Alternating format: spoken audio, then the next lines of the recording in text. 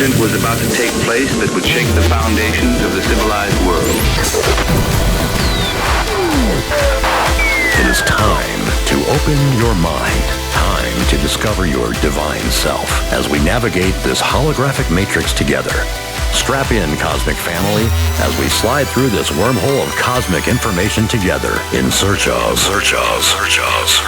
the truth. You can't handle the truth. It's time to go inside the matrix. With your host, Jimmy Brent. All right, welcome to Inside the Matrix. Today, my guest is James Horak. James is not from this world, and he'll, I'm sure, be sharing more about that in a little bit. He reveals to us what the objects in the corona of the sun, photographed by NASA, are. In deference to Dr. Norman Begron, he describes the EMVs, electromagnetic vehicles, and explains humanity's call on the Earth right now. James is the author of the book Siege in the Davis Mountains, and is a prolific writer on his blog site, which is emvsinfo.blogspot.com. He is also a frequent guest on cutting-edge alt media broadcasts on YouTube and other platforms, and we're honored to have him on the show today. Welcome, James. Thank you, Mr. Brett. I appreciate being here. Great. Well, let's kind of get a little background, if you wouldn't mind sharing with our audience. I'm sure some of them are going to be familiar with your work and some of them aren't. So if you could kind of give us a broad brush of your past and how you got to where you are and how you realized who you are and those kinds of things. Well, over my early childhood and sure into life, I had a number of experiences that are remarkable. And I was as mystified by some of them as anyone I'd ever try to talk to about it. But it didn't come together for me until after 1974, when I had an experience in Utah that brought it all home. Okay. And what was that? I was proving out some gold claims on the Little Dolores River, down near the confluence of the Little Dolores and Gunnison, that in turn confluences with the Colorado. And I had some people with me, so I went into Grand Junction in order to get supplies. On the way back, it was very late. I'd come across the desert, which took about 4 hours. And I pulled up on a ridge, and above me or below me was a ridge canyon, and with a wash. And it must have been around 2:30 or 3 in the morning. And as I closed the back of my little Datsun 510 station wagon, I was fixing to fix a little place to lay down. I saw these lights, and they were moving around, they following a path around a tower formation and then coming back and going out of sight around a cliff. And I watched them, and I was curious. So I started walking down to the wash, and I got about halfway down, maybe a little more. And I felt something in my mind which said, go back, lay down, wait until morning. And so I did. And the next morning, like you might describe dreaming, things started coming into my mind, and just a torrent. Things connecting, and I realized what was going on below the ground there. And that this was an incredible operation, and I knew that across the way in the La Salle Mountains was an underground base like Dulce. And it was built to monitor what was going on there. But it was an EMV operation, and it's responsible for helping hold your planet together. Could you define for us EMV for those who may not know what that means? Electromotive vehicle. That's the name that Dr. Berggren gave them when he discovered them in the rings of Saturn. Okay. And of course, I respect him. I consider his contributions to astrophysics and science to be tantamount with Galileo Galilei, Copernicus, and a number of other people that have made much less a contribution and are well remembered in history and science. Very good. Okay, so what happened from there? Well, it changed me. I for the first time in my life, I felt I had some true focus, and I began conducting my life along different standards, different objectives, and eventually acquired a great deal of knowledge, not just on Earth, but elsewhere. And I knew what the EMVs were, what they were inside. Many of the anomalies that are never dealt with on this planet, ignored, just put in a box, put on a shelf under the word anomaly, which is supposed to be a mystical finale. I became more or less highly interested not obsessed, but highly interested in resolving. And I've done a lot of that. I resolved a lot of anomaly. Of course, that's something that gets picked up eventually, but not to my credit ever. Yeah, that's pretty common. We see that quite a bit, where people come up with amazing ideas, inventions, and things, and then of course they're never getting credit for it. And many times their inventions and their ideas, intellectual property, is stolen by government entities or corporations, and that sadly we see that happen way too often. Well, it has never bothered me as long as they're true to the truth. Though when they try to edit and change it to suit themselves and their mindset, I don't like it. And, then I'll speak out against it, but not out of spite or jealousy or anything, but out of, I appreciate the truth and accuracy, and that's the only thing I'm going to deal in. Yeah, I think we all have that intent that we're definitely seeking the truth. We want the truth. And that's one of the reasons why we're happy to have you here, because you've done a lot of research into that and you've discovered a lot of truths. And if you would, give us some background on the EMVs. What exactly are they? Are they a consciousness? Are they technology? What exactly are they? What is their function in our world? And what do they do? Give us some background on that, if you would, please. They're throughout the universe. The methodology behind them exceeds even the highest form of spiritual technology. They are deemed very significant to ET cultures, whether they're collective or single, and they're often referred to as the hand of God. They are responsible for providing cultures with the energy that they need to perform tasks that help them control their situation in their solar system, and sometimes even in their part of the galaxy. Nothing is happenstance. I mean, we are told that given enough time, planets observe a perfect sphere. We're told given enough time that they adopt and terraform themselves. We're told that given enough time, the deadly gases become something else. And that's all BS. This is all predetermined in a way that orchestrates it. It's designed. People that, on one hand, believe the biblical narrative, at the same time doubt so many things that are in the Bible that would persuade them to view what I'm saying in a less than cynical manner. But they don't, because they're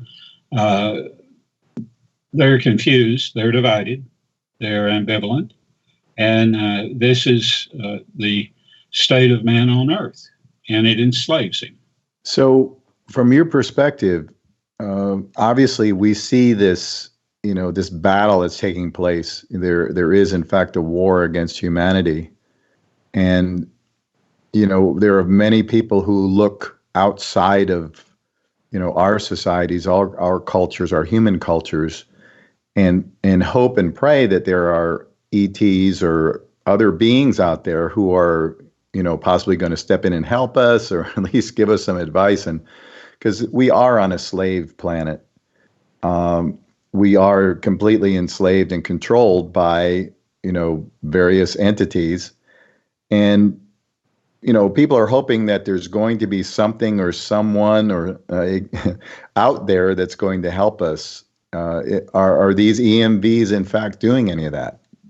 Of course, the only reason that your planet has had any lifetime at all as a viable, livable planet, because otherwise you'd be decimated by a CME every 17 years that would destroy virtually all mammalian life, and a lot of the poor critters that live deep in the oceans. So, and there are a lot of astrophysicists that understand that and wonder why that doesn't happen, because these CMEs, they leave the sun quite often enough. And here a while back, there's a NASA video of one heading directly for Mercury and an EMV wrapping itself around Mercury to protect it from that CME. Now, what they do in the sun is another thing. You have flares caused from solar storms that build up, and we call them sunspots. Then they build up. The EMVs whip them out, which is like keeping them from forming the intensity that would develop into a CME. There's a difference between a CME and a solar flare. Solar flare's plasma is pulled back to the sun by the sun's gravity. But a CME is so powerful that its plasma escapes that gravity and travels on into space until it hits something. And whatever it hits is going to be in trouble. So on the very macro level, they are protecting our environment. But yes. As far as what on the more human everyday level, they basically leave that up to us. Is that correct? Well, they don't interfere with mortals. Yeah, that's what I was getting at. And yeah. So what is your assessment right now? Where are we at? A lot of people talk about the secret space program and the idea that humans already have super advanced technology that's being hidden from us. We already have anti-gravitic craft or plasma-powered craft, or all kinds of ideas are thrown out there. Where are we at with all this? Do we in fact have that? Or what is going on as far as all that stuff? Is any of it going to be revealed? Is any of it going to be put to our use, or are we going to just continue on in this slave situation? The drive is there. You have the ability to space travel, at least within your solar system, not another star system. But you don't have the ability to protect any life that's inside such a craft. You can't even go past the Van Allen belt. You kill any life inside, and you don't have the metal that ETs and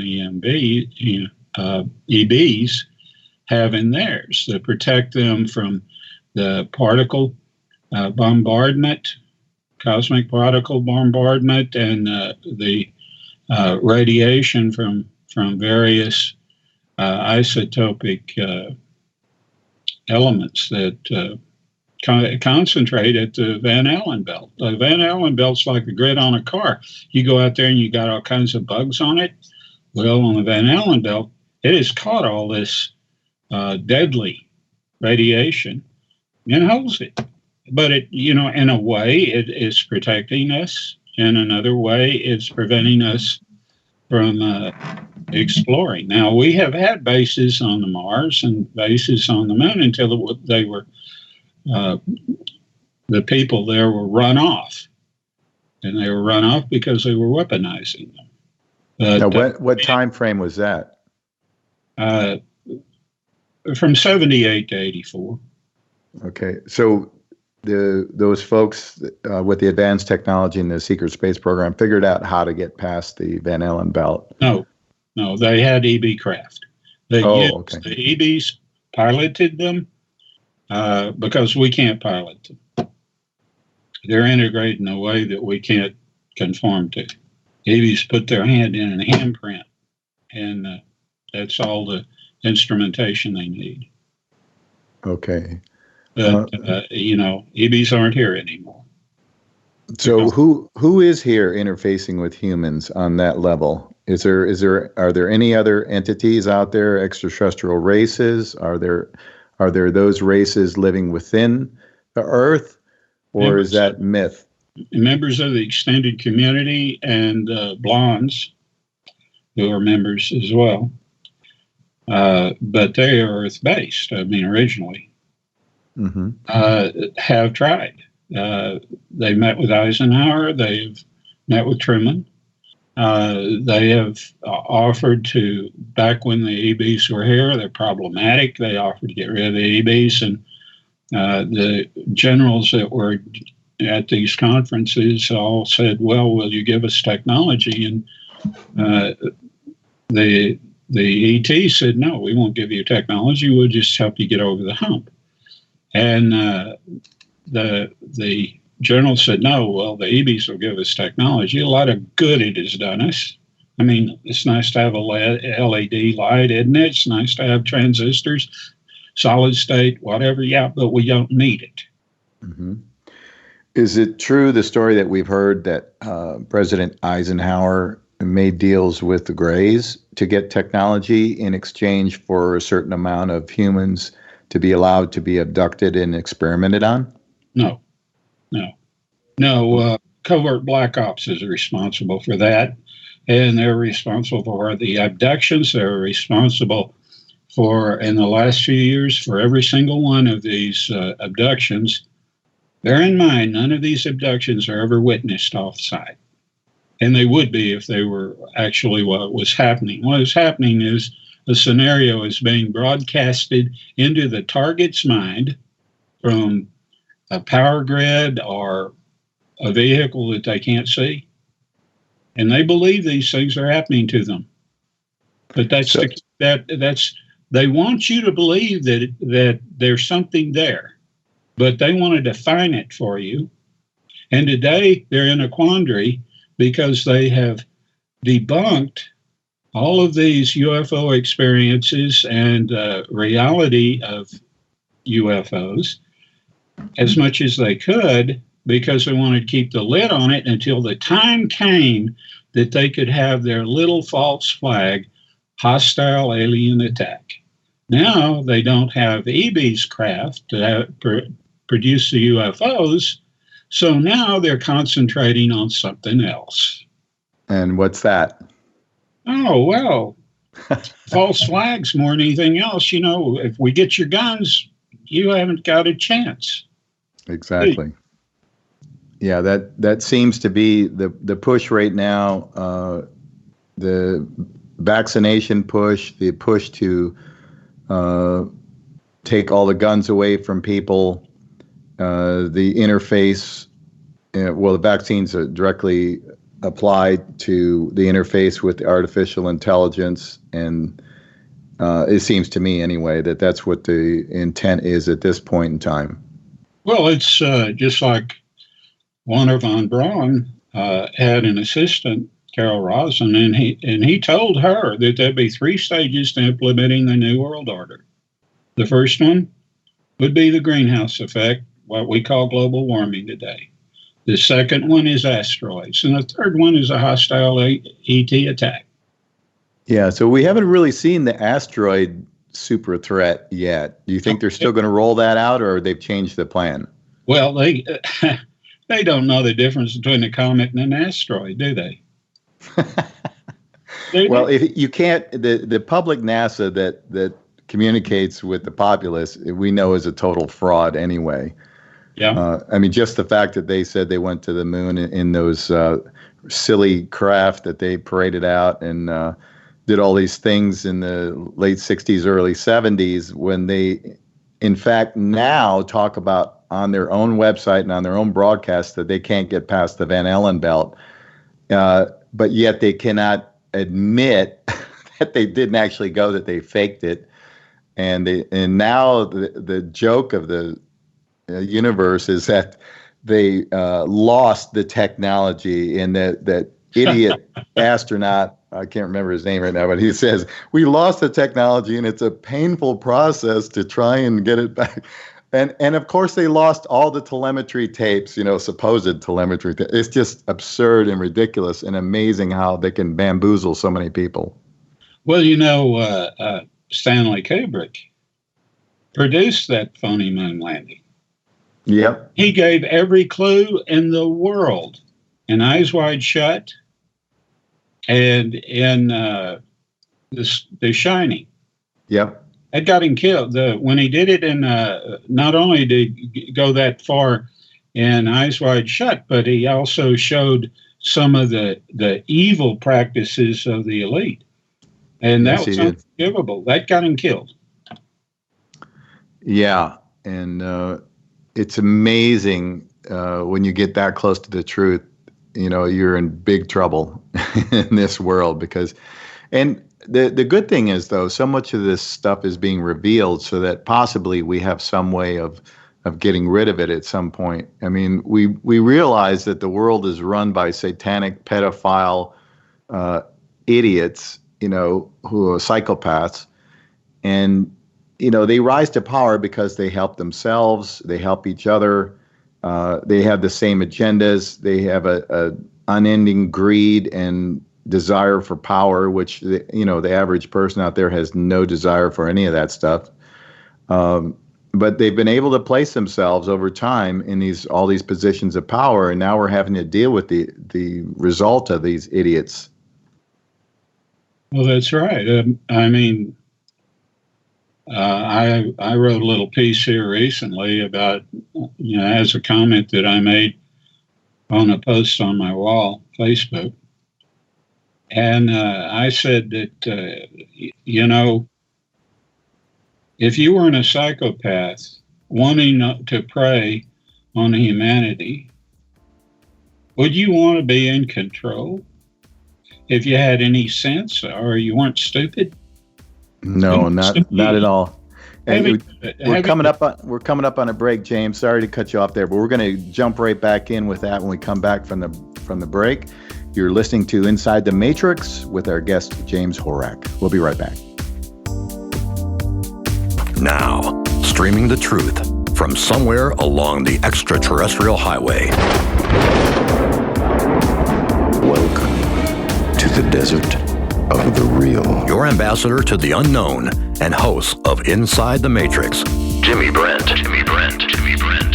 Okay, welcome back, everybody. We're with our guest, James Horak. And before the break, we were talking about the psychopaths that are running our world. And James, you were telling us about a blog post that you wrote. So would you please continue along those lines? Well, yes. There is a lot of people that think we need more regulations. That's control. We don't need regulations. We need the law enforced equitably for everybody. We don't need a set of laws for Mr. Gates and Soros and whatever. We need a set of laws for everybody across the board. That'll solve a lot of problems. Yeah, and we see that there is definitely two sets of laws, two sets of ability to function in society with those people, the controllers, and the rest of us. And we see them commit all kinds of crimes and atrocities, and their buddies in the legal system, our so-called just us system, which is basically hammering just us and not them. They are able to get away with pretty much anything that they want to do. And you're right. Your point is well taken that we have to have the ability to enforce the law equally across, all of our society and not have this, class system going on where the haves, they have the best justice that money can buy. They have the best politicians that money can buy because they own them. Basically the politicians, which are the front people, are, wholly owned subsidiaries of banks and corporations and other entities that have money. And Indeed. we have, there's no shortage of people who are willing to, go in those positions and carry out whatever they're told as long as they, make that cash register ring. And it's sad, really, and it's a reflection of our society, unfortunately, that we have so many people without a moral compass that are willing to, step up and lie to the people and say, oh, we're here to serve the people. And in fact, it's just the opposite. They're there to serve themselves and the agenda of these globalist psychopaths.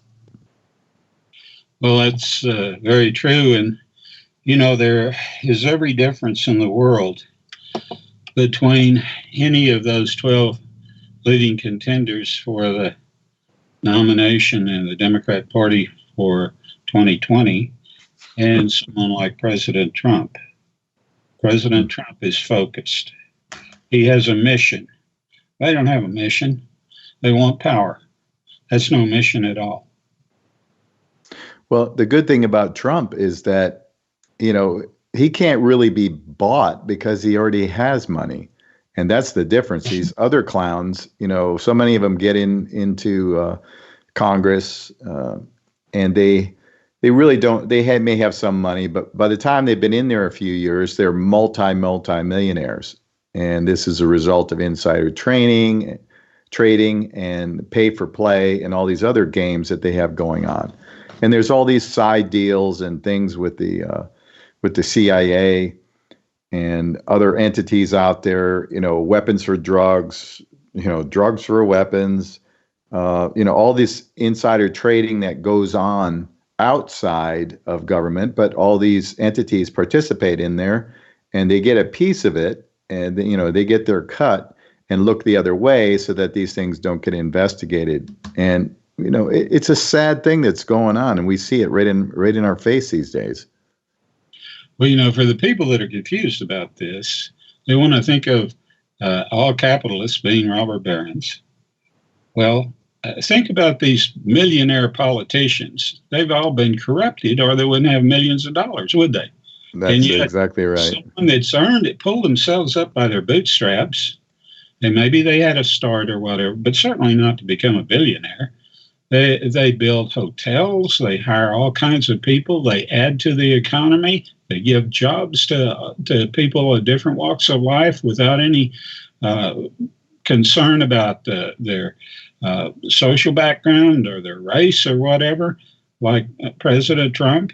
And it just does not reach these left-wingers in their belief that we'll try a new ideology. And even though it has a very tattered history, well, we'll just overlook that because we'll make it different, Mm-hmm. Well, how do you see, I like some of the things that Trump has done, and I think, those are very positive for our society, but there are some things that disturb me as well, because you've got the close ties to Israel, and it's almost like the Israel can do no wrong when in fact we see them conducting a genocide against the Palestinian people, which has been going on since the late 40s. I'm concerned about that just as much. They talk about, when they're talking about the Holocaust, they talk about the Warsaw Ghetto, and yet they do something even worse. Their Gaza Ghetto, and they want to tell you something that came out before the Russian Revolution was about Zionism and where it came from, and they quote the something of elders. It's the protocols of the learned elders of Zion, right? And they say, well, all of that was just propaganda put out by the Duke under Nicholas II to start the pogroms. Well, that's a lie. It's in the Talmud, and that is what people today are being compelled to follow in Israel over the Torah. The Torah is biblical, but the Talmud is the most evil book ever written. Oh, it's disgusting. If you ever really read what's in there, is absolutely disgusting. Yeah, And if you're not Jewish, you're Goyim. If you're not the right kind of Jewish, we'll kill you. And, Goyim have no souls. And what we do to them is permissible, no matter what. And, it's just, it's the most animalistic thing ever written. Yeah. And, David Icke recently came out with, a book called Triggered. And in there, he describes this group that we're talking about. And they're not they've unfortunately used the Jewish people in such a way as to deflect the attention that they should be getting for the things that they're doing. And he calls them Sabbatean Jews. They're not the Jews of the Torah like you're talking about. They follow this bizarre Sabbatean satanic belief system that makes them feel like it basically anything goes, and whatever they need to do to collect their power and to install this globalist world government is justified in their minds. Well, if you really want to be historically correct, you have to face that all these religions or ethnic racist beliefs emanate from myths. Look at for instance, let's be honest and look at the Mormons today. They base their belief on one of the most absurd myths that's ever been concocted. And we have it because it's historically recent. We have it for what it is. And when South Park made a joke out of it, they didn't depart from the reality at all. And it was so funny. Mm-hmm. And, and the Jews have done the same thing. All of us, all of these religions have done it to some extent. I like the Christian belief, not because that's how I was raised, because I'm not religious. But I like the Christian belief because it gives us the 10 Commandments, and I can't find anything wrong with them. If I get a Bible and I look at the red writing, which is what Christ actually is supposed to have said, I can't find anything wrong with it. But you take the Talmud and you take the Quran and I can find things wrong with them. Yeah. I mean, contradictory, self-contradictory. And I'm not saying that the Bible hasn't been edited, hasn't had entire books taken and thrown out of it that make up the Apocrypha today. And, there's so many things in it that I would dispute. But, the Catholic Church had a monopoly on it for how many years? 700 years? Yeah. You translated any other language than Latin. And, if you did, you were a heretic, and heretics were burned at the stake. That's right. To me, all these religions are mind boxes, and they're set up. The Christian principles certainly make a lot of sense. Like you said, the 10 Commandments are just like the Golden Rule. They're things to live by, and if humanity did that, we'd be in a much better position than we are today. But we have so many people that have no interest in that whatsoever. It's just all self-service and greed and control, and that's what we see the focus is for these folks today. And we are literally in a war with these people. It's a spiritual battle. It's also a very physical battle because we see how they are poisoning us, poisoning our food, poisoning our water, poisoning our air with the chemtrails. And it's doing all of these things, right in our faces, but yet humanity is so distracted. They're distracted by the political theater. They're distracted by all forms of entertainment, massive amounts of entertainment of every type and possibility, and games and computers and phones, cell phones in their face, that they don't really see these things. I was watching a series. I watch a lot of movies and television series. A lot of them I'll start and then give up on, but I was watching one here recently called Sparta. It's Russian, and it involves how a particular game, because the test group that this game was used on was a eugenicist, and he was preaching this stuff to the members that were playing this game together, and he was able to influence them inside the game to a point where they were dehumanized. They were capable of murder. They were capable of lying bald-facedly and feeling justified by it. And they destroy their teachers. They destroy this detective, all with farce, all with, premeditated fraud, and have no compunction about it whatsoever to the man and woman. And, I'm looking at what I see in the left, California, Oregon, Washington State. These kids out there, they're so self-righteous in their political correctness, it's useless to try to even talk to them. I mean, they'll tell you, well, no, we don't read. We don't have to read in school. Why would we want to read? Yeah, I hear that. I hear that from people I know. And so you don't have any history. You don't have civics. You don't have a moral compass. I mean, so they run around screaming because the guy that they didn't want to get in the White House got in the White House, so they're screaming their lungs out. Yeah, it's everybody's a victim of some type today. So you get to pick your victimhood. How are you being oppressed? That seems to be the focus on on the globalist agenda and their mostly the democratic leanings of people.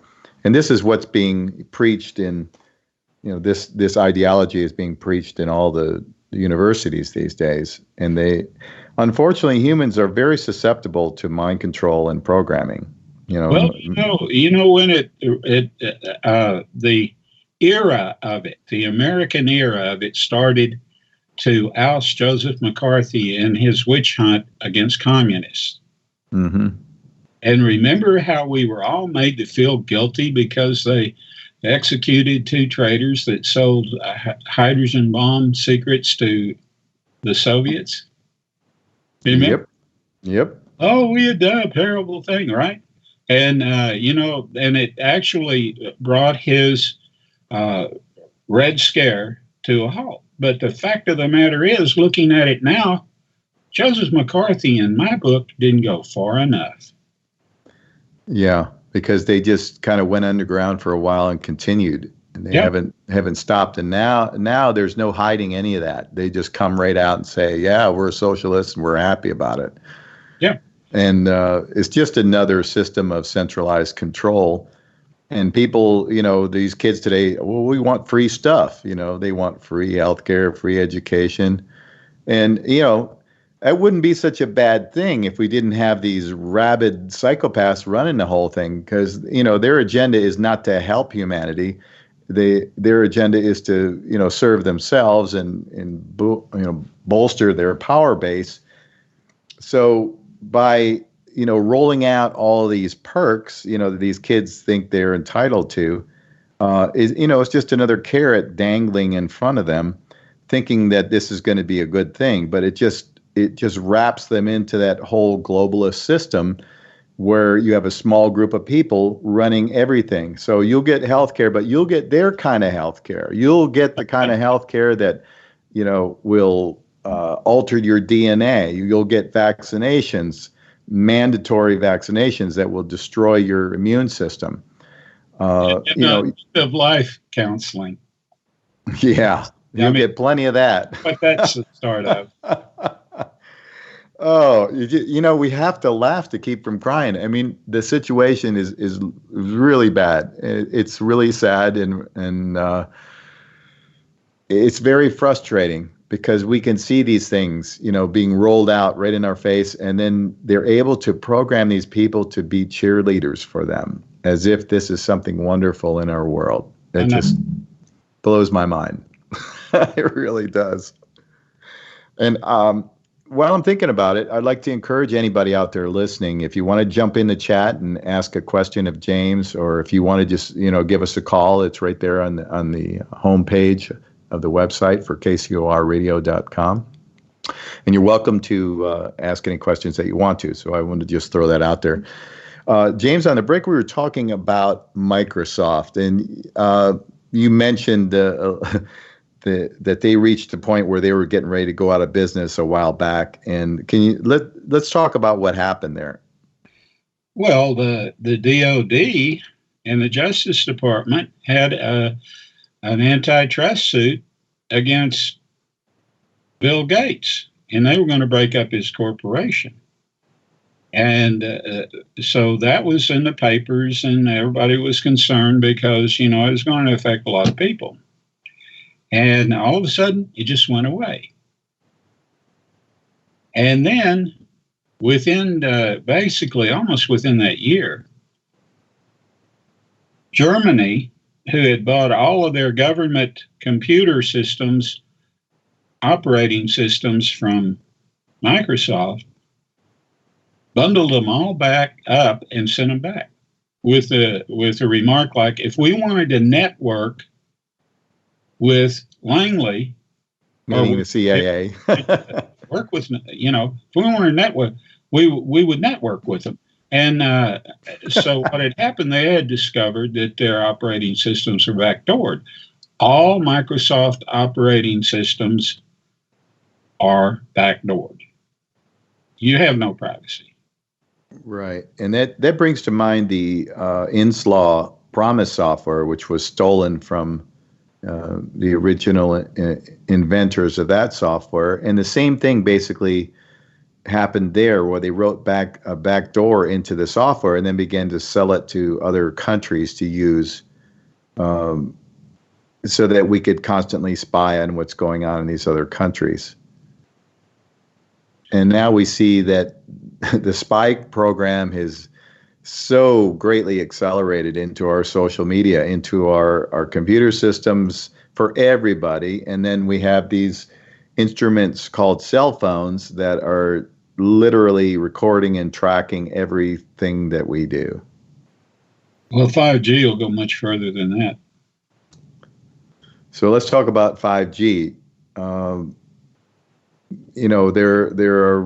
They're seriously pushing this, and it seems like it's their, the final nail in the coffin that they need to establish even greater control over humanity. As Alana Freeland refers to it as full spectrum dominance of the human, well, actually of the entire world in every way, shape, or form, including weather and everything else. The 5G, it seems to me, from the studies that I've seen and from lectures that I've listened to, is quite damaging to living biology. Yes, the microwave radiation. The fact is that has variable controls. It even will have controls that can affect behavior, can kill. It's 10 times worse than what we went through in the 60s with when the Soviets were hitting our embassy in Moscow with microwave. Mm-hmm. And it was affecting people there and causing harm. And we made a big deal about it, but we were in a hurry, to do the same thing in our embassies elsewhere. And this is, have you ever heard of psychotronics? Sure.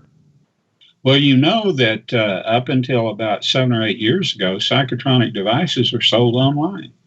You could get their catalog, you could find out what they did, the cost, everything, order them online. And they tell you what they do. You want to not give everybody in your neighborhood a bad headache? You want the the spouses to all fight. You want whatever you want to do, you can do that with these devices.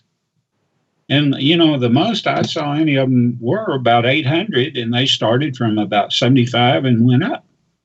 But you could buy them. And then all of a sudden, the government comes along and, especially their covert black ops people say, oh, well, this is too good to share. So it went underground. It became the province of the government. And now you can't go on. You can't even find the word psychotronic anywhere online. Psychotronic. Interesting how certain subjects get scrubbed off the internet. Well, give you a good case in point. Have you ever, are you familiar with reverse speech? Yes. The fellow who takes the credit for it is David Oates. And I've been to visit David Oates when he lived in Plano. David Oates was sponsored by the FBI to come to the United States after they discovered that what he was doing was a little bit more than just trying to show that there were radio implants in these songs and whatever, but that there actually was reverse speech coming from the subconscious to correct the lies and disingenuous messages from the conscious mind. All right, hold that thought, James. We want to jump back on reverse speech as soon as we come back from the break. We're coming up on that right now. You're listening to Inside the Matrix with our guest, James Horak. Please stick around with us. We'll be back in just a few.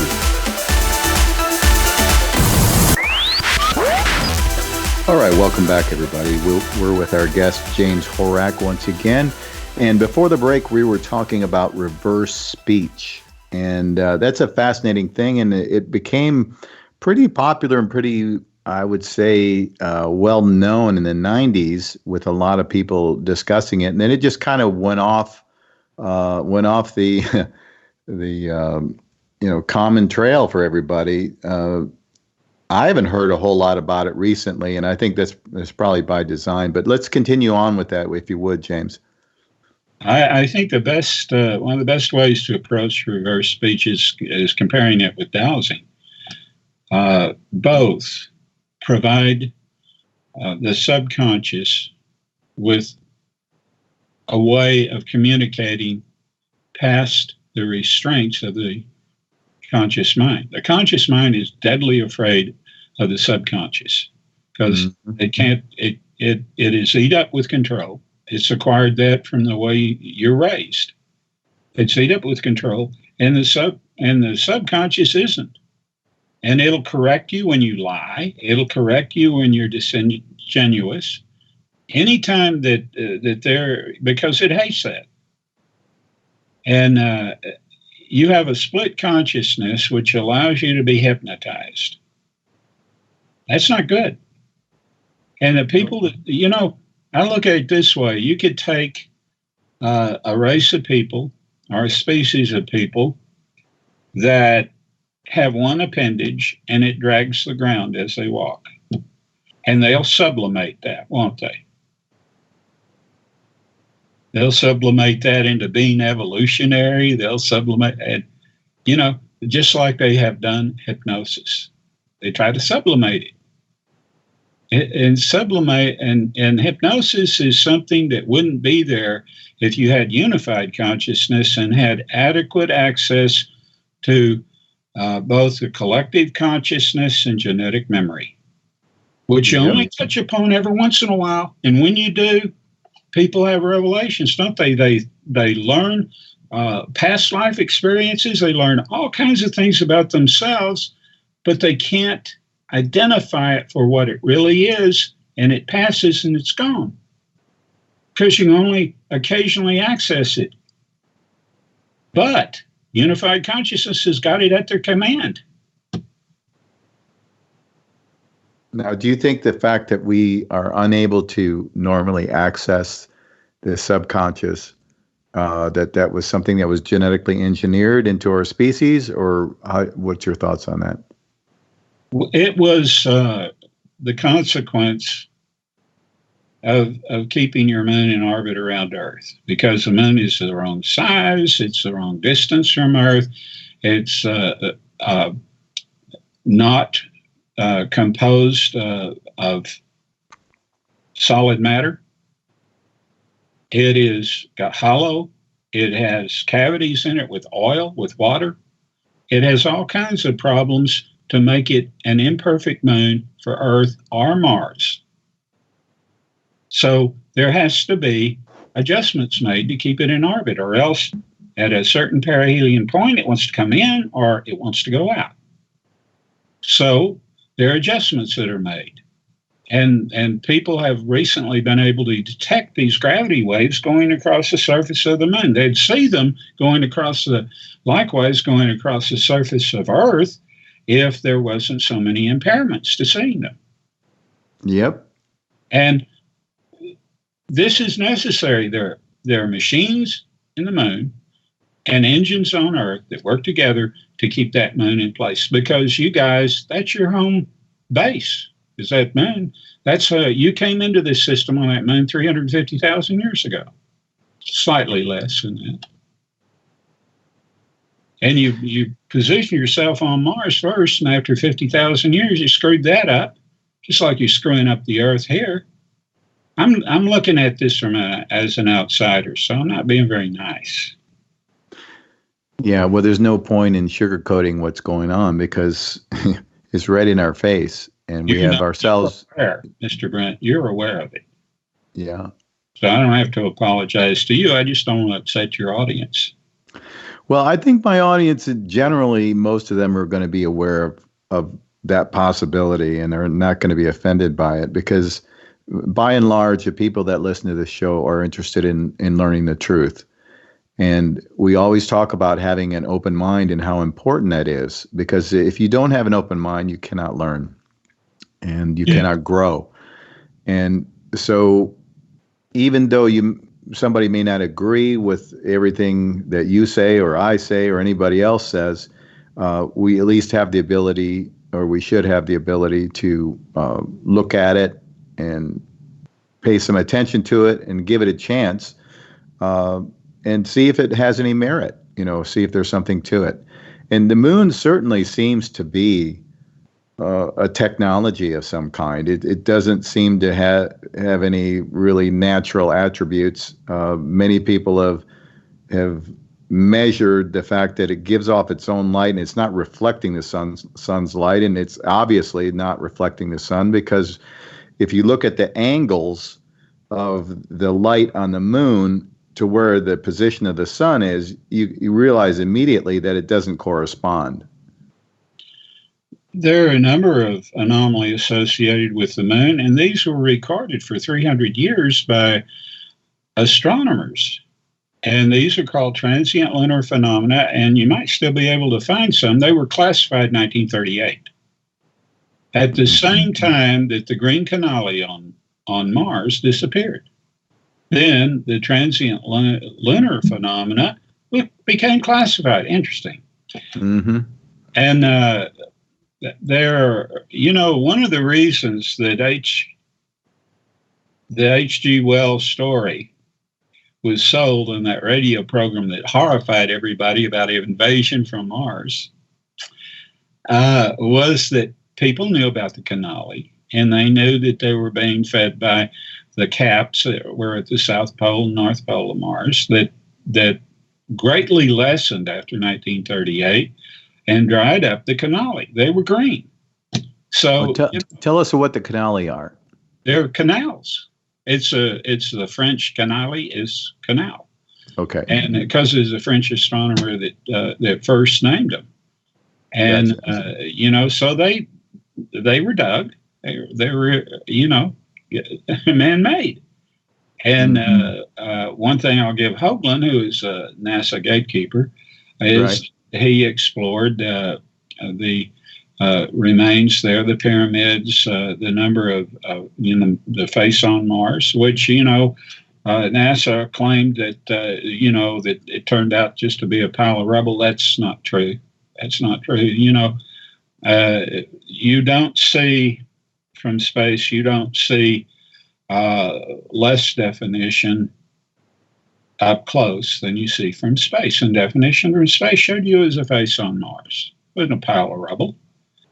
And there was a bunch of projects that were projections of what they were going to do if they could figure out how to get the metal that's needed to actually be protected when you go past the Van Allen belt and you get into space and protect you from the cosmic radiation.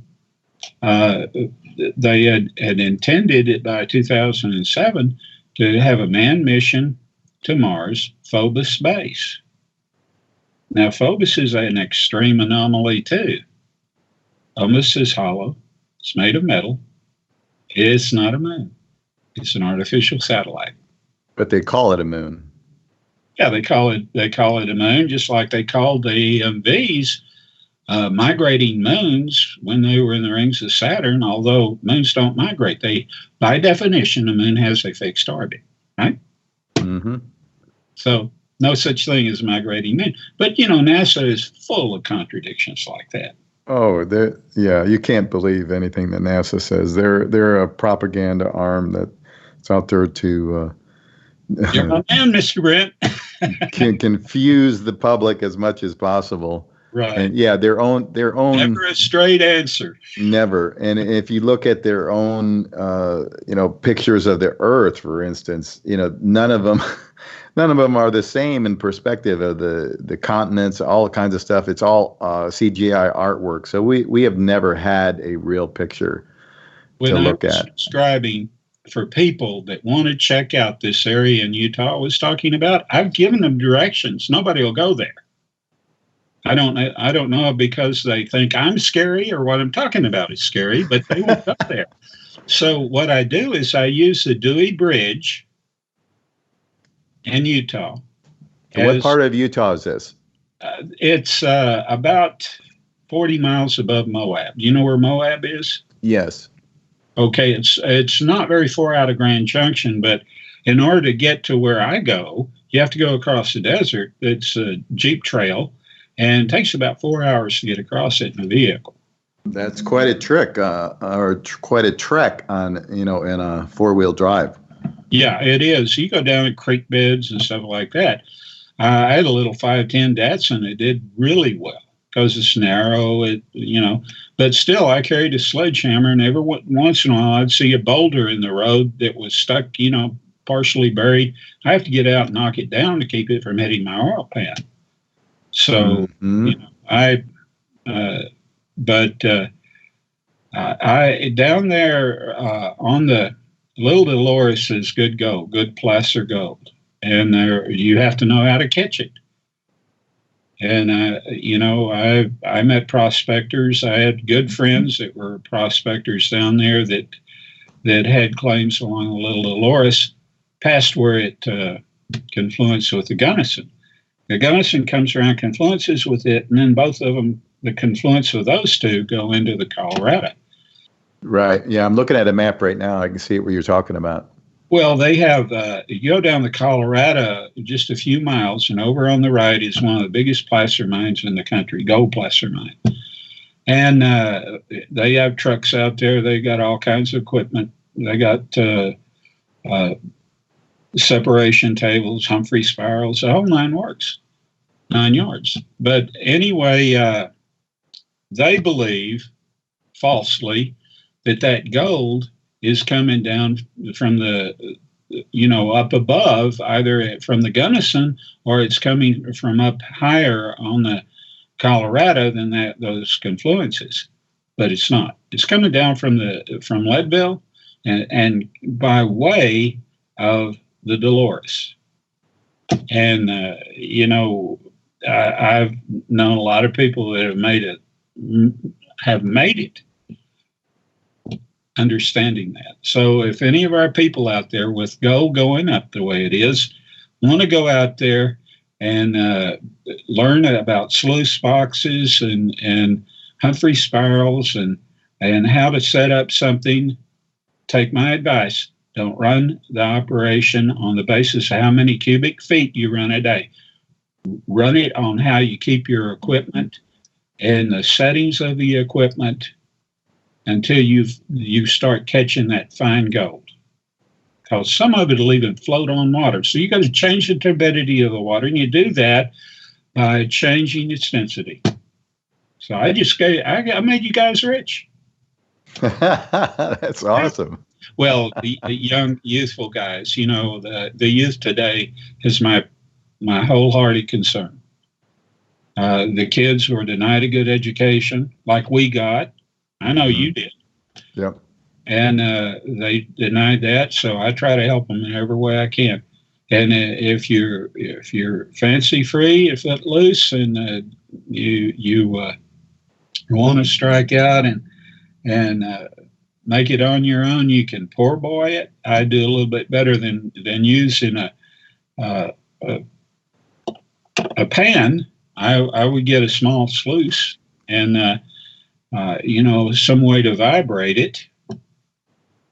Put ripples in it and cocoa mat and get it set right where it starts catching that gold. The gold needs to collect at the ripples and then go down into the cocoa mat, and then every other week or so, take that cocoa mat out and shake it. Dry it out, shake it. So they allow people to mine for gold in that area still? Well, yeah, sure. It's open. You can go out there and claim, quick claim. There are a lot of places where and listen, if somebody really wants some advice, some way bills, I'll give them to them, because I want people to have their independence. I want them to have a way of getting away from the system, being under the thumb of anybody. It's a good way to do it. It's a good way to do it. And I can tell you, you can find evidence of where the Spanish were working, where the Indians were working. There are places all over the country where you'd be surprised, silver, gold, whatever. You can find you can find signs to places like that. And I started out on the Gunnison River. It wasn't the best claims available. I ended up down on the Little Dolores, and they were good.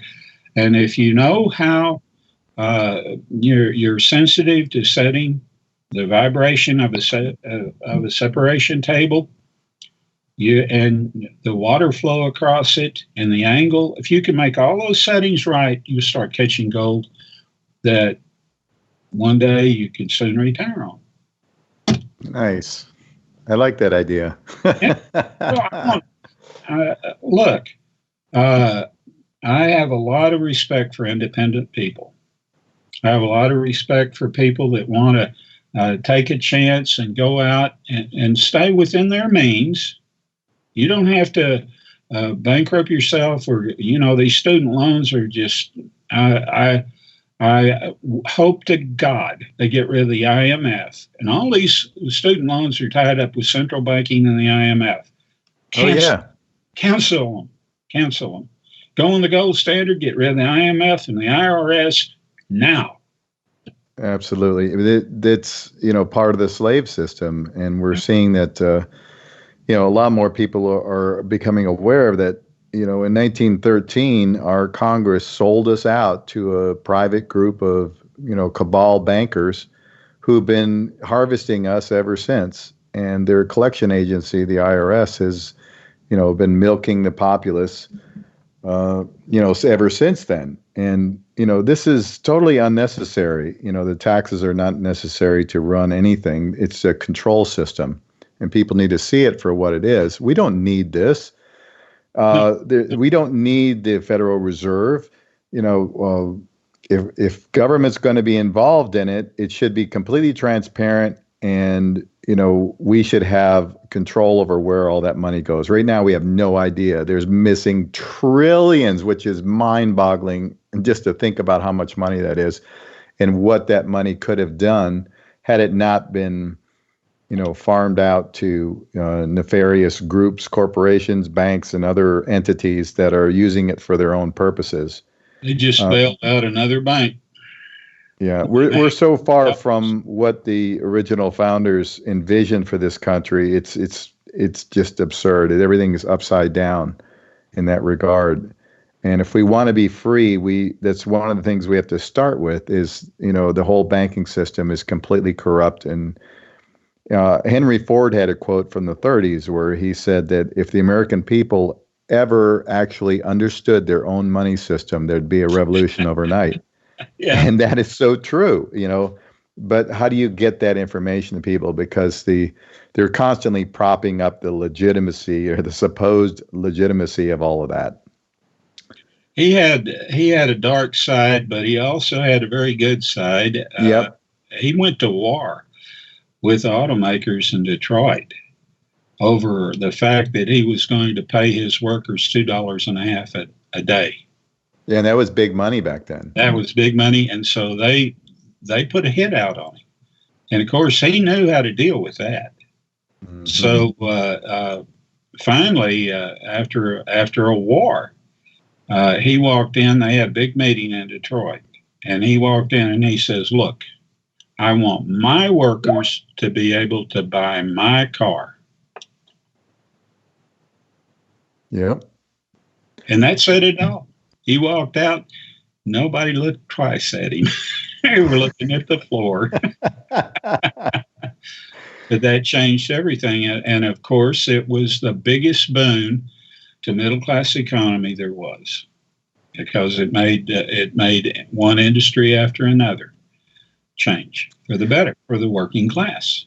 We've got a question for you, James, from I assume it's from our chat group. Jude is asking, why did they take all small portable tape recorders off the market? I'm assuming she's referring to the reverse speech ones and ones that could be reversed. And she's saying, I'd like to reverse speech my own language even. Well, my answer I'm going to give is highly simple and maybe oversimplified. It may not be true in all cases, but generally, so the left could carry on a narrative of constant lying better. Yeah, I have to agree with that, because it would make it so much easier for us to see what they're actually, what they're actually saying on that subconscious level, which doesn't lie, right? Yeah. Oh, yeah. I mean, I was watching a hearing today, and I mean, the lies were spectacular. I mean, the misquotes, the lies, everything was just totally spectacular. How they would spin a narrative from what somebody said by misquoting them. Mm-hmm. Nobody does that better than or worse than the damn demo rats. Yeah, and we're seeing that I believe it's the NDAA bill that was passed a few years ago actually makes it legal for media outlets to use propaganda and the government to use propaganda and not have to be accountable for it, and basically gives them license to lie. And we're seeing that. But the good thing is it is becoming more transparent to a lot more people. And I've said this many times in the show that back in the 90s, it seemed completely hopeless to me because so few people were able to see anything of these subjects that we're talking about. But now that we have the proliferation of the internet, we also have the ability to get our message out there, which we never had before, because, the media was, television, radio, and newspapers, magazines for the most part. But now we do have, anybody can start up their own show. We have massive access to research and things like that, which we never had before. And so the double-edged sword is definitely there. And we're happy to take advantage of that. And I think that that's something that the dark side doesn't want us to use as the censorship clamps down on us. But we're going to continue no matter what. All right, we're coming up on the break once again. Our guest is James Horak. We have one more segment coming up in just a little bit, so stick around with us and send in your questions if you have any, or feel free to call in. We'll be right back. Now, streaming the truth from somewhere along the extraterrestrial highway. Welcome to the desert of the real. Your ambassador to the unknown and host of Inside the Matrix, Jimmy Brent. Okay, welcome back, everybody. We're with James Horak. We're having a very interesting conversation, And on the break there, we were just talking about some of the operatives that are used on these, dark projects and dark programs and mind control programs and things like that. And I know that from my experience with what we call spooks or people in that industry, the lie is different at every level. So, it's very easy to talk a lot of these people into thinking that they are doing something patriotic, something great for humanity, although what they're actually doing is horrific. But humans can be persuaded in that way. They can be totally confused and manipulated into doing just about anything. And of course, we see that same thing with the military that are completely bamboozled and fooled into thinking that they're fighting for our freedom as they invade foreign countries for empire. Any thoughts on that? Well, I enjoy listening to you more than I enjoy listening to myself. Well, just share with us what you were saying on the break about your experience with one of these guys. I have had so many people come by unannounced. They'll give me a call from a filling station 2 or 3 blocks away. And I had 2 CIA youngsters. I mean, they were early 20s, and you can always smell them. And they came in and they were asking me questions and everything. I'm sitting there and listening to them, and smiling.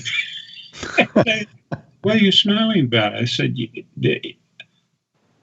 would you guys mind giving me your CIA ID numbers? And they said, how did you know? How did you know? That's the first thing they said. How do you know? Oh, my gosh. They have ID numbers, Oh, I'm sure they do. I had one researcher, CIA researcher, get with me. I was on a UFO forum, one of these email forums. Mm-hmm. And I knew the lady that had it. I really liked her. She was a very sweet lady. And, well, anyway, I was talking about the Aurora crash. It happened here close to where I live back in the 1890s. And so immediately after that, we had discussed that, I got a call from this. He actually called me on the phone first, and he said, I'm a CIA researcher, and I'd like to know everything you know about the Aurora crash. And I said, okay. So we traded information. And so I said, I want to know when Carswell Air Force Base was given the money to tunnel under the lakes, Eagle Mountain and Lake Worth, connect with a bunker that is at Kenneth Copeland's and goes all the way to Carswell, and then connects with a tunnel that goes all the way to California. And he said, no problem. He said, in 1978, there was secret appropriation of $68 billion for that. Nice. I said, okay. And so I told him some more about the Aurora crash, about the ranger that came down and got the body and took it back to Austin instead of it being buried where they say it was buried. This was a little dwarf-like ET. It wasn't an EB. In fact, the guy looked kind of like a leprechaun, so to speak. Well, humanoid, but just short. Yeah, they had a thunderstorm, and he tapped a windmill with his craft, and it crashed not in Aurora, but real close to Aurora. And that was an AT. And it's on record, and people have talked about it. They where the grave was supposed to have been dug, they tried to dig it up. It's not there. A Texas Ranger came down and took the body and took it back to Austin. And that was in the 1890s. Wow. Yeah. It's, they've talked about it on television, 2020 and all that. But, there's already been disclosure, full disclosure in Brazil. That's where they're going to have a big UFO conference. I wish I could go. Yeah, I heard you mention that on another show. You share that with us? What went on there? Well, it's I don't think it's happened yet. It's coming up, and the Brazilian ufologists are so far ahead because they had several months long flap on Colares, and Colares is a village that's on an island in the Amazon Delta, and it consisted of ETs from different cultures and different craft, scanning and taking a little bit of a biopsy from every member of that village, including the doctor who thought that everybody was just hysterical till it happened to her. They'd be walking out alone at night. A beam would hit them, freeze them, and scan them. And every once in a while, they'd notice a little gouge out part under their arm. And because, there was a collective of ETs that wanted to know what the hell was going on here. And if we could help. And what's interesting is that while it was going on, the Brazilian government sent a military contingent down to investigate while it was going on. And the officer in charge came forward 20 years after the fact to divulge his drawings and the fact that he had actually contact with one of the ETs. Mm-hmm. So that hit everything pretty hard. And as a result, both the government and the military in Brazil turned over all their UFO files to Brazilian ufologists. I think that's disclosure. Yeah, and actually a lot of things have come out, like we talk about the Roswell thing and all that, but we never feel like we get the real story. We get a lot of propaganda about a lot of these events. And in your mind, how many ET species, races, or whatever are visiting us currently? Yeah. Are you aware of how many that might be and what they're actually doing? Oh, it changes. It changes. I mean, it's probably two more to add to the list today. They come through because we are at the edge of a constellation, the Milky Way. It's a frontier, and they want to use our sun to transport themselves by gravity wave attenuation. And so they can go across the universe like that. If they have another star that's set up with what I call a solar anvil, like your sun, they can travel just like that from a million light years away, just like that. Pretty amazing. It happens, and my colleague caught a image from NASA, official NASA image of two coming through that solar anvil and then moving out away from the corona of the sun as fast as they could to conserve energy. It takes a lot of energy to insulate yourself from that heat. Mm-hmm. We've got a couple questions here from the chat, James. If you don't mind, we'll just take those real quick. Callum is asking, does James know what factors dictated his soul to inhabit an American vessel at this point in human history? Considering that we believe in a source designer, was his appearance planned? I find it hard to believe in coincidences these days, he says. Well, I know Callum. He's a very bright young man. And he's a friend of a colleague of mine and mine. And I think that's a rather devious way to be, Colin.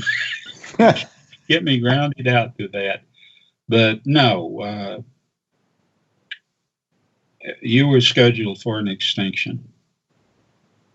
And the only way to avoid it was to make some sound arguments, like things are complicated here by the presence of the EBs. That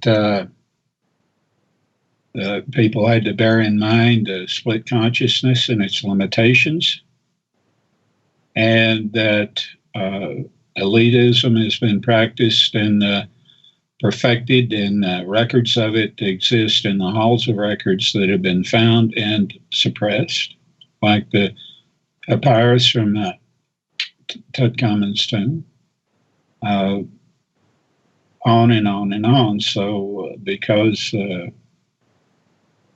I was able to offer some winning arguments, we're going to go all the way, but the death of the Pacific Ocean is a big, big problem. And the fact that what was there is left, it's very important. What I call the cities of the sea. If it leaves the Atlantic, I'm afraid my arguments will lose. But if you get over the hump, and you might do it, then you're going to be in drastic need of some help to save this planet, because it will start dying very soon. And how soon is that hump coming? Immediately. All you have to do is be wise. All right, we've got another question from Shane. He's saying, please excuse the subject being on the UK. We are all seeing this drawn-out charade of Brexit. I've recently been hearing constantly that Brexit was decided long ago, ultimately with the signing up to the EU Lisbon Treaty, which includes handing over our military, police, and freedom of speech.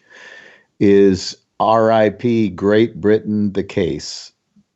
In other words, is this really what transpired here? Well, Brexit began as an alternative to central banking, as a way of, the Chinese wanted to start printing currency backed by gold. That's when it began. But the modifications, when the English people voted for it, the modifications that were made by people like Merkel have changed its complexion and the way it is to be adapted. And this EU move for an army, or for, it began as a joint police effort. Every country was going to provide a faction of police to put down the riots, to put down the dissidents or whatever. What it's become is another thing entirely. And of course, that could be expected. We've seen good intentions here in this country, like building the wall, like trying to get a grip on runaway inflation, like trying to do the things to adjust our dollar, since the petrodollar has gone down the toilet. To do all of these things being constantly fought. And that's what's happened to Brexit. Same thing. The modifications of it to suit the elite, the modifications to keep the people suppressed. And England is one of the worst countries for the suppression of freedom of speech, for a number of things. And, you really need to get rid of that monarchy. Absolutely. That's an insult to humanity as far as I'm concerned. I would like to say one thing. You're in a secondary timeline. That's why you have a matrix. You don't know maybe entirely how truthful you are, how adequate in reality what you're calling a matrix in the matrix is, because you're in a second timeline. You're in the second timeline. In the primary timeline, Napoleon wins at Waterloo. And the great quandary among military science is, how in the hell could he have lost? He lost by making a stupid blunder that it was not typical of Napoleon at all. And the reason for that was that recently they found a chip in his skull. Guess what that chip was? That chip didn't exist at the time that it was found, but it exists now. Oh, a little time travel there? Two ways, two different kinds of time travel. When Napoleon went into the pyramid, they knew exactly where he'd be, that he'd be alone. Perfect opportunity. And when he came out, he was different. He gets back to Egypt. What does he do? Makes himself emperor, right? Mm-hmm. Does that sound like a Napoleon that wanted to get rid of the monarchy, wanted to get, throw the Jesuits out of countries and shit? No, it sounds like he wants to join their ranks or keep on their program. Well, he changed. I mean, not entirely, but this chip gave him a bias, and it's a relatively. It didn't exist at the time that I brought this up. It didn't exist. It's a Clipper Generation 4 chip made by Motorola, right down the street from where I live. That's awesome. It's such a crazy world. It is. It is. So, what else would you like to? We only have a few minutes left. We got maybe 10 minutes left or 9 minutes. James, what would you like to get out there to people?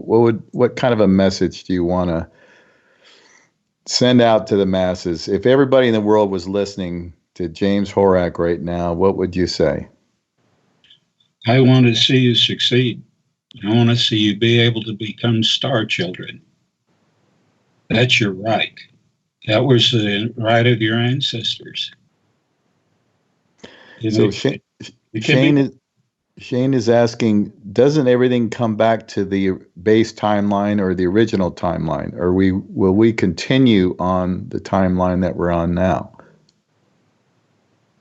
The exceptions can be made. There, as a rule, the continuum is preserved at the expense of any timelines being removed. That since, the same people that say this sort of thing that bring it up and make fictions out of it, one thing and another, also talk about, that you have a mirror self in the other timeline, and that's all hogwash. You have a complete set of circumstances that are operating independently. That different things are going to happen. You're not going to have a twin in the other timeline, or the other timeline's doing well. The other timeline will probably make it over the hump. But Napoleon won there, and the monarchy was removed. And of course, that totally destroyed the Rothschild banking dynasty too, then, right? It never took off because what they did, they knew they were behind setting that up in relatively modern times to go back to affect that in order to have an outcome they wanted. And what they do, they went around, rumored that Napoleon had won at Waterloo. All the elite and rich and nobility were all selling off their goods, estates, and everything for pennies. Oh, yeah. I remember that story. Yeah, mm-hmm. Which placed the Rothschilds second only to the king or to the throne of England. And yeah, because they bought everything up at pennies on the dollar. That's right. That's right. And of course, they'll say today that, that was a dove that flew over the Atlantic crossing. Doves don't fly over the Atlantic crossing. So how do we rejoin that good timeline? You just have to be separate. You'll be separate. You don't want to rejoin it. You don't. It's like trying to get two mirrors in together. You don't want to. What you want to survive. You want to be fully manifested. You're not fully manifested. You got psychic blocks. You get hypnosis. You got all of these things, and a split consciousness on top of it. All of this creates what you call your sight, right? It seems like we're at such an extreme disadvantage here. You are. And for us to overcome it would be an absolutely monumental feat. And especially since you've had 6 extinctions already. Yes. Yeah. We don't want to do that again. I know so many people, we all say, we've had enough of this. We want to make it work this time so that we can go on to the next adventure. Well, the first thing you need to do is protect your children from pedophiles. And the only way you can do that is you get rid of the pedophiles. Get them off the face of the earth. Yeah, I'm all for that. And these people are so disgusting and despicable. Yeah, they are. It's just unfathomable for anybody that has a soul, that has a conscience, that has a moral compass, that these people do what they do. And I'm glad to see more and more they are arresting people all over the place that are involved with this child trafficking and the child porn and things like that. I'm really glad to see a lot of people being arrested, but I would like to see the head chopped off of that thing, at the top level. It seems like most of the people that are arrested are at the lower levels of this monstrosity. Well, I think that equally culpable is the media. Because what has the media done? Every time anything came out about Pizzagate, came out about Jersey Island, came out about any of these strongholds for pedophiles, what did the media do? Jump in, oh, this is just a rumor. Oh, this is exaggerated. Oh, blah, blah, blah. Oh, yeah. Yeah, they bring in the spin doctors. And they need to be put out of position of being able to propagandize and sell it to the American people. Yeah, I agree totally. That's what we need. So we have to keep working until we get that. Let's make it work, everybody. Let's spread the information. Let's share the information with those who are willing to listen. And ultimately, this is a fight for freedom. It's something that we've never really had. We've had parts of it, but we've never had true freedom. And with true freedom comes responsibility, self-responsibility, and self-reliance. And those are attributes that are not promoted in this culture, in this society. But that's what we need to have in order to be free. And we have to always keep that in mind. And stop blaming it all on capitalism, because capitalism is one way for an ambitious person that's got a great idea to win his independence from the system. And we all need that American dream. We all need it. Yep. James, we're coming to the very end of the show. Please tell people where they can find you, where they can find your book, where they can find your work. Well, if you come on, find me on Facebook and just send me an email, give me a message on Facebook. And, I'll give you my email address. You send me an email, and in that email, just put "want book," and I will send you a free copy, an ebook copy of my book. All right. Thank you. Thank you so much, James. I really appreciate it. We're going to have you back. You've been listening to Inside the Matrix. Everybody have a wonderful evening. This is Inside the Matrix, hosted by Jimmy Brent. Who are we talking about? Jimmy Brent. Jimmy Brent. Jimmy Brent. Live every Sunday, 3 p.m. Pacific, 6 p.m. Eastern. Exclusively on the KCOR Digital Radio Network. It is worldwide. Broadcasting from an undisclosed location deep within the neon capital of the world, Las Vegas, Nevada. For more information on the host and the show, please visit InsideTheMatrix.org. That's InsideTheMatrix.org. It's time to break the chains of manipulated consciousness and claim our true nature as creative divine beings. Inside the Matrix. Inside the Matrix. This is KCOR Las Vegas, home of the Digital Radio Network, broadcasting from a shack just south of Area 51. Wait, that doesn't exist. This is the KCOR Digital Radio Network. Now for the news.